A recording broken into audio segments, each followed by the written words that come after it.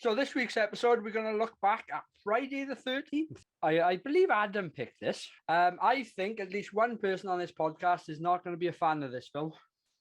So I think this is going to be an interesting conversation. Who could that be?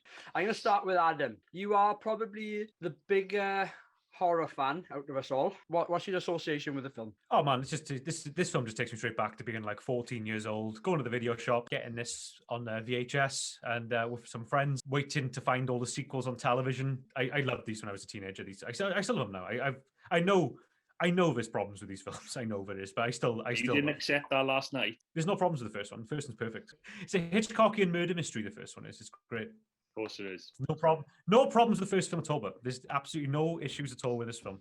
If someone can find a plot hole in this, you're combing through the film, you're finding things that aren't there. You need to get in the forensic experts to pick holes in this, don't you? Yes, you do. Out of the franchise, Ad, what's your favourite one? My favourite one's number 4. Number 4 is the best one. Number 4 is the absolute top don. What's the second tagline title to it? The 4th one is called The Final Chapter. There's a lot of final. Even though it's not. No. What's your memories of it, Prog? I've only ever watched this once before, and it was off the back of, it was when I started getting into horror films. So I'd watched Halloween. I think I went through like one of the movie magazines, and they had like a list of horror films similar, or they were recommending. I'd only ever watched this once. I'm watching it last night. I remembered why I'd only ever watched it once. My memories of this, I can't remember the first time I saw it. I probably only seen it maybe once or twice before, like Prague, before I watched it the other night. But I do have memories of watching number 8 quite a bit. I think I recorded it off TV. I think I remember you telling me about number 8, because I remember you saying about this guy gets his head punched off. And then it like rolls off the building, doesn't it, into the dumpster. Yeah. That is the worst one of the series, but that is one of the best kills in a Friday the 13th film when he punches the guy's head off. Do you count Freddy versus Jason in the? I do, yeah. It is part. That's part of the series. Like it's part of. It's what brings that and Nightmare on Elm Street together, and it's like it's the joiner. That one is. It's a great. I love Friday versus Jason. That's a great film. What I love about Friday the 13th, the franchise, they weren't afraid to cash in. So they released Friday the 13th in 1980, and the film came out in 81, 82, 84, 85, 86, 88, and 89, and I think there was a 94 or something as well. The first 3 films, they're trying to kind of be serious about it, but then by number 4, we're just like, we all know what this is. They just go all in. That's why the series is so rewatchable, because they're so funny as well. They just don't care. Once the supernatural elements start coming into play from part 5, that's when the series is just like, boom. It just doesn't care anymore. And it's hilarious. It's great. Ed, Sorry. what about you? Because I know you hadn't seen this before. What initial thoughts? Were you not a fan? No. Sorry, Ad. It's a no from me. Don't worry, Ad. Evan has form. We'll win him over by the end of the podcast, and he'll be recommending it. I got bored easily. It wasn't until like the strip Monopoly scene that I knew who half the people were. Oh, I thought you said got interested. I'm turning this off. Let's play Strip Monopoly. He woke up from his slumber as soon as he heard the word strip. Strip Monopoly.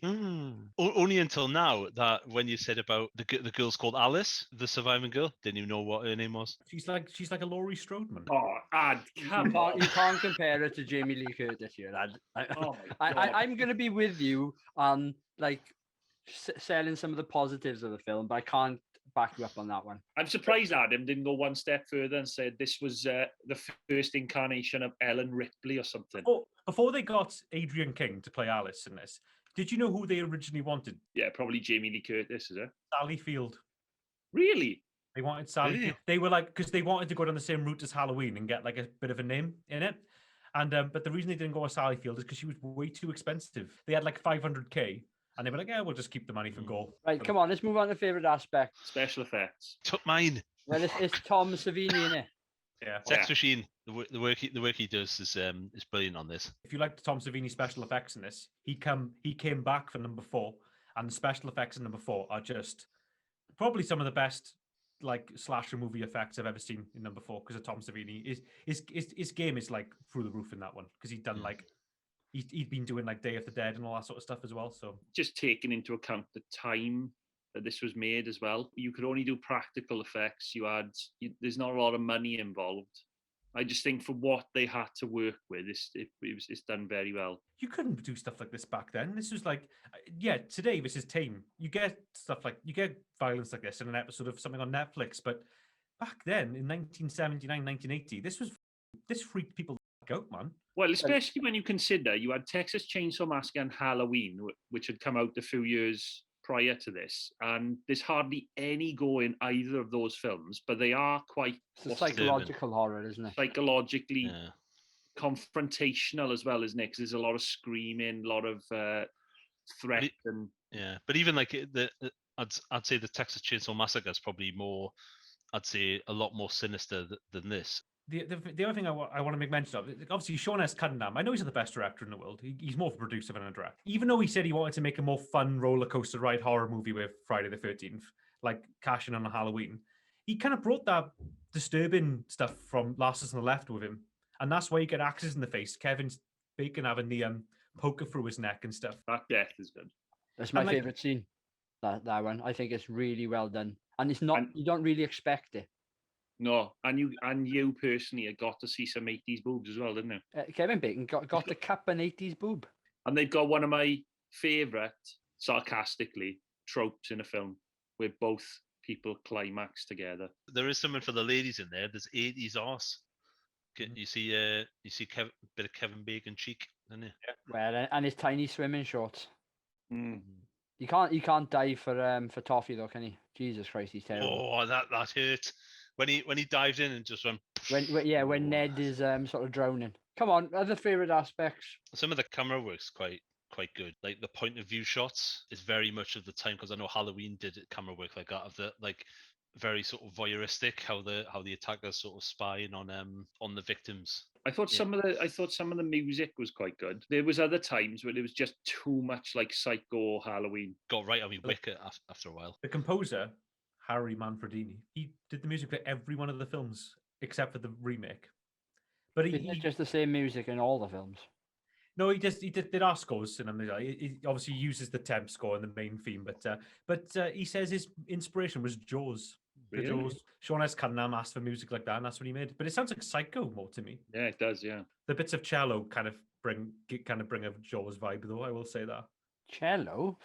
We've got a bit of highbrow here, haven't we? You can hear cello strings in there. You can hear cello strings on the score sometimes. It was like that sounds a bit like John Williams' Jaws score. This is better than Jaws, by the way. Talks about a loser's rag. Come on, let's move on to favourite scene. I'll go first, only because we've already mentioned it, and we can quickly go over it. And my favourite scene is Kevin Bacon's death. You know he's going to die, right? You're expecting it. He's just found the body, or the that's dripped on him. You know something's going to happen. I just think it's quite inventive how it happens. Good use of misdirection, because the blood's dripping on his head. So you think, oh, he's going to find the body first before he dies. But it's just a case of blood on the head and then bang in through his neck. And that dirty old woman, she was under the bed while they were having sex. I still don't believe that she would have had the strength to hold Kevin Bacon's head down. But, my favourite scene is the build-up to Brenda's death. So Brenda's the one that suggests strip monopoly. She goes to the bathroom after Marcy's been killed. Marcy's the one who gets the axe in the head. Yeah.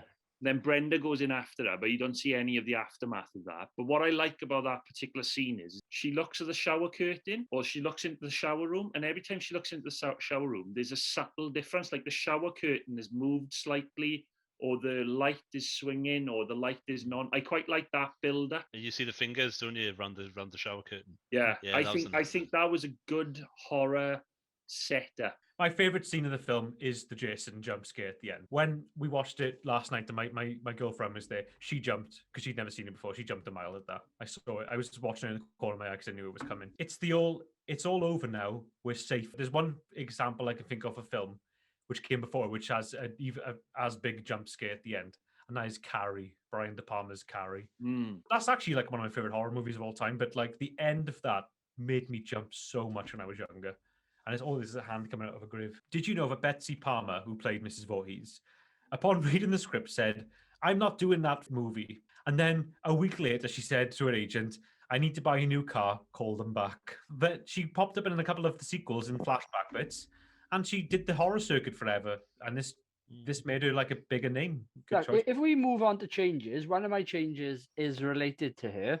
That every time there's a grab scene with her hands, Kevin Bacon's head being one of them, it's not her hands. They're clearly men's hands. She's got hairy arms. I'm not battling this, but yes, I'm just kind of giving a fourth wall breaking logical reason why they didn't know what the ending was when they were filming it, and they didn't cast Betsy Palmer, so they were just making that up as they went along. They didn't know who the killer was when they were filming it. While they were filming it, they were still working on the deal with Betsy Palmer's people, so they were kind of like, we'll just film it. We'll just film it with some. But they knew it was going to be a mother, though. But to be honest, I wouldn't be surprised if they didn't even know that. It's the 80s, but people didn't care. They just cared about cocaine back then.